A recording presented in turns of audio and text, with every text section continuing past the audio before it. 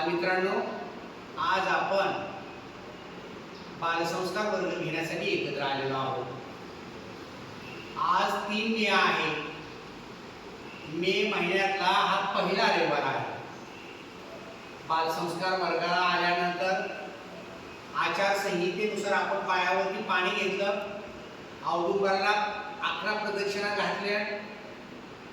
श्री स्वामी समर्थ दरबारात आल्यानंतर महाराजांना त्रिवार वंदन केलं, मुजरा केला. त्यानंतर आपण सर्वांनी इथे एकत्र येऊन नित्यसेवा केली. त्या नित्यसेवेमध्ये प्रामुख्याने गणपती स्तोत्र, प्रज्ञावर्धन स्तोत्र, श्री स्वामी समर्थ एक माळ जप, गायत्री मंत्र 24 वेळा, या वेगवेगळ्या सेवा आपण इथे घेतलेल्या आहेत. त्याचबरोबर काही बालसेवेकरांनी भूमी प्रार्थना आणि करवंदन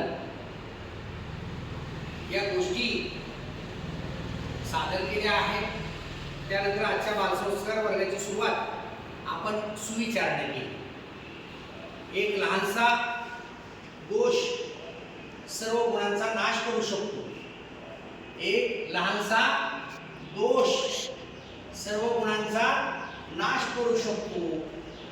हा सुविचार, गुड थॉट आपण अभ्यासून घेतलेला आहे. आपल्या जगण्यामध्ये, आपल्या व्यावहारिक जीवनामध्ये आचरण करत असताना, चारित्र्याचं जपणूक करत असताना कोणताही दोष, उणीव, त्रुटी आपल्या व्यक्तिमत्वात राहू नये यासाठी आपण काळजी घेतली पाहिजे. अंगावरचा कपडा पांढरा शुभ्र असतो, परंतु एखादा जर त्याच्यावरती डाग पडला तर पाहणाऱ्याची दृष्टी पांढऱ्या शुभ्र वस्त्रावर जात नाही, तर फक्त त्या डागावरती जाते. तो एखादा डाग म्हणजे एखादा लहानसा दोष असतो. माणसं गुण शोधण्यापेक्षा, सद्गुण शोधण्यापेक्षा, बरोबर किती वागला हे शोधण्यापेक्षा दोष शोधत असतात. पहिल्यांदा दोष पाहत असतात. म्हणून एखादा लहानसा दोष आपल्या सद्गुणांचा नाश करत असतो, असा हा सुविचार होता. त्यानंतर बालमित्रांनो, आज आपण आल्यानंतर इथं योगासन केलेलं आहे. कोणतं योगासन केलं? धनुरासन. धनुरासन या योगासनाचं प्रात्यक्षिक बालसेवेकरांनी इथं उभा केलेला आहे. त्यानंतर आपण आरोग्यशास्त्रामध्ये आलो. आरोग्यशास्त्रामध्ये माहिती घेत असताना उष्णतेमुळे ताप येणे आणि ऊन लागणे याविषयी माहिती घेतली. सध्या उन्हाळा आहे, उन्हाचं प्रमाण खूप वाढलेलं आहे. टेम्परेचर 42-44 पर्यंत जात आहे. आणि या उन्हात गेल्यामुळं काय होतो, अचानक नकळत अंगामध्ये ताप येतो उन्हात गेल्यामुळे. किंवा उष्माघाताचे प्रकार खूप वाढलेले आहेत. वर्तमानपत्रातून, सोशल मीडियातून तुम्ही त्या बातम्या ऐकत आहात. उष्माघाताने लहान काय, तरुण काय, ज्येष्ठ व्यक्ती काय, उष्माघाताचे बळी गेलेले दिसून येत आहे. म्हणून उन्हाळ्यातला आहार आपण प्राधान्याने घ्यावा. दही, ताक, केळी, आंबा, ज्वारी आणि नाचणी हे पदार्थ आपल्या आहारामध्ये जर घेतले तर या ऋतुमानानुसार ते योग्य ठरत आहे. त्यानंतर आपण पर्यावरण उपक्रमामध्ये विजेची बचत याविषयी माहिती घेतली.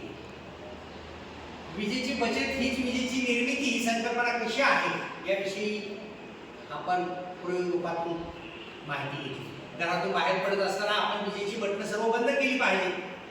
ज्या खोलीमध्ये आपला वावर नाही त्या खोलीमधला फॅन, AC, जर आपण टीव्ही बघत नसू तर तो टीव्ही आपण बंद केला पाहिजे, स्विच ऑफ केला पाहिजे.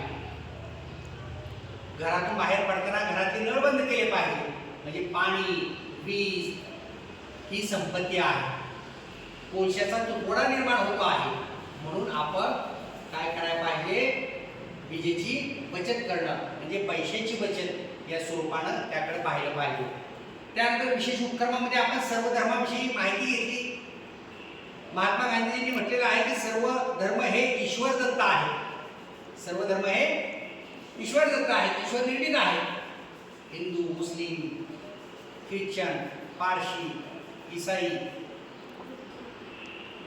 बुद्ध, हे सर्व मानव मुक्तीचे, मानव कल्याणाचे मार्ग आहेत.